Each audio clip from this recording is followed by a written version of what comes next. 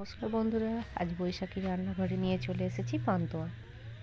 তাই যে দেখুন আমার ঘরে তৈরি ছানা।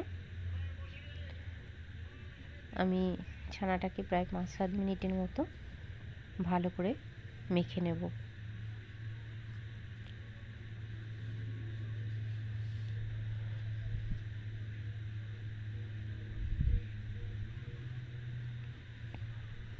এই যে দেখুন মাখা হয়ে গেছে।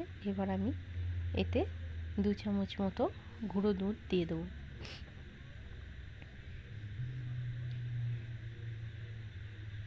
দিয়ে এটাকে আবার আমি আরও কিছুক্ষণের মতো মেখে নেব।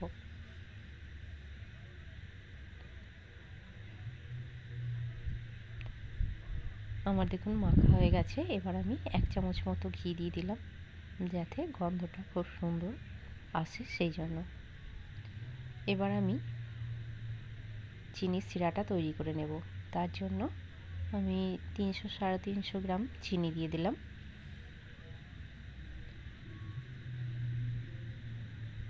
আমি খুব গাঢ় পরিমাণে সিরাটা তৈরি করব না, হালকা রসের সিরা তৈরি করব।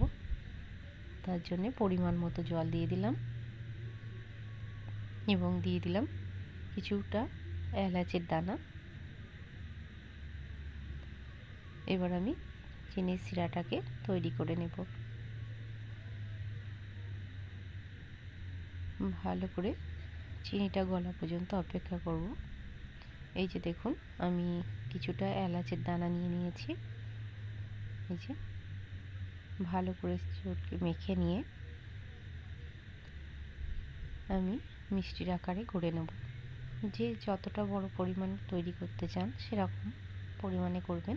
এই দেখুন এইভাবে নিয়ে দু হাতে করে গোল গোল করে তৈরি করে নেব।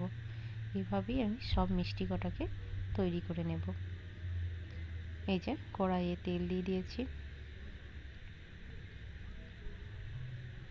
দেখুন তেলটা কিন্তু খুব বেশি হলেও হবে না, খুব কম হলেও হবে না, হালকা গরম হওয়াতেই মিষ্টিগুলোকে দিয়ে দিতে হবে, মানে ছানাগুলোকে ভেজে নিতে হবে।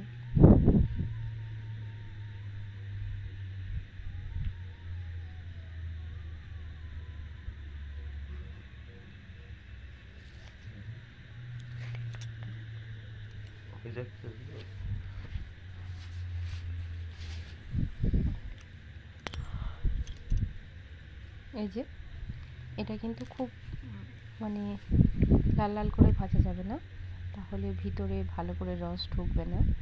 সেই জন্যে আমি একটু হালকা করেই ভেজে নেব। এই যে আমার ভাজা হয়ে গেছে। এবার আমি একটা একটা করে তুলে নেব। তুলে নিয়ে আমি চিনির সিরাতে দিয়ে দেব। এই দেখুন এইভাবে।